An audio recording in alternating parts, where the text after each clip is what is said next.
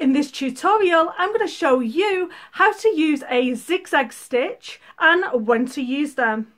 Hi there, I create videos every single Wednesday on how to use your sewing machine and simple sewing tips and tricks. So as you'll see on my machine, I have like 6 different types of zigzag stitches, which I'm going to show what they all do. Stitches 9 and 10 are virtually the same. They are a zigzag used for overcasting. So let's say that you don't have a serger. This would be a perfect stitch you could use in order to stop your fabric from fraying. It looks like number 9 has a bit of a reinforcement stitch at the beginning of it and number 10 doesn't. That's the only difference between these two. So let's see this stitch in action. So as you can see, this lining fabric has the tendency to fray, as you can see on these two sides here. So I've just cut this one here and it's already starting to fray at the top.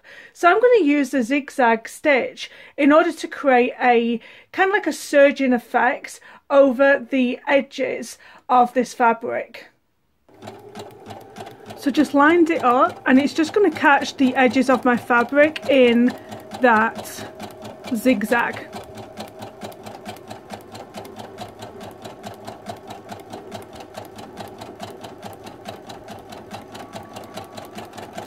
So this is what it looks like, and it's going to help to reduce any of that fraying from happening.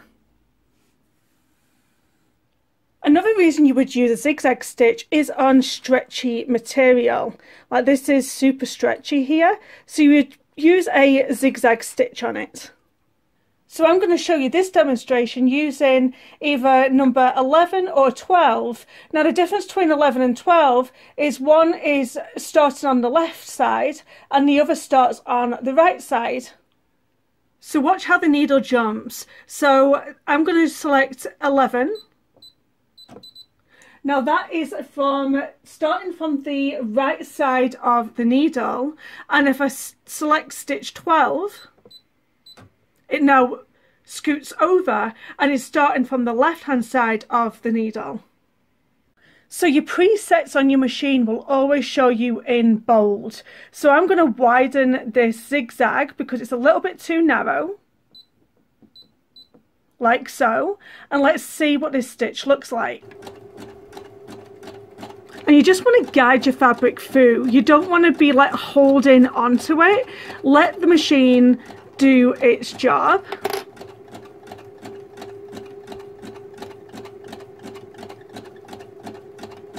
I'm just going to speed it up here.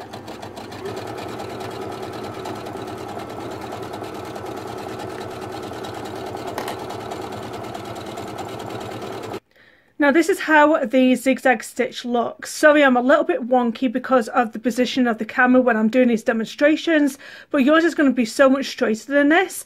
And then when you tug on this, the zigzag stitch helps create a stretch to the fabric. So you shouldn't be using a straight stitch on your stretchy stitches. A zigzag stitch is perfect for this kind of material.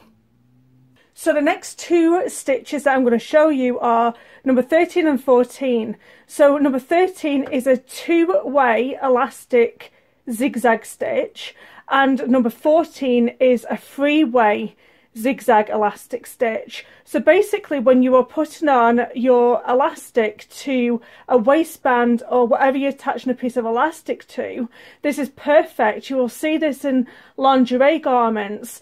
It creates like 3 stitches as it's going over that zigzag rather than just doing 1, 1, 1, 1. And I'll show you right now.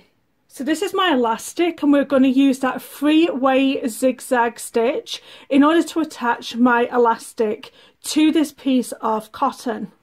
So I have selected number 14, which is the 3-step elastic zigzag stitch. So I'm going to get this started here. Now I'm going to start stretching my elastic.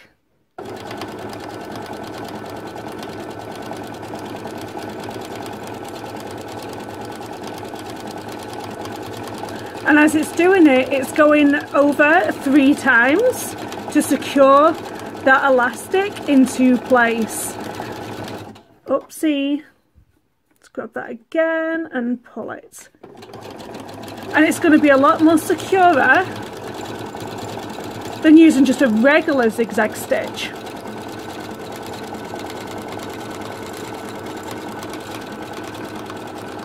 I'm just coming to the end here. And this is what it looks like. The reason why that looks like that is because it slipped as I was doing it, but it's much more secure to attach some elastic to a piece of cotton if you do this 3-stitch process on the zigzag. So I'm just going to let it ravel up there. So that's how you would do like a cuff, etc. Let me know in them comments down below, when was the last time you used your zigzag stitch and what was it on? And don't forget to hit that subscribe button so you don't miss seeing me next week. Thank you so much for watching. Bye.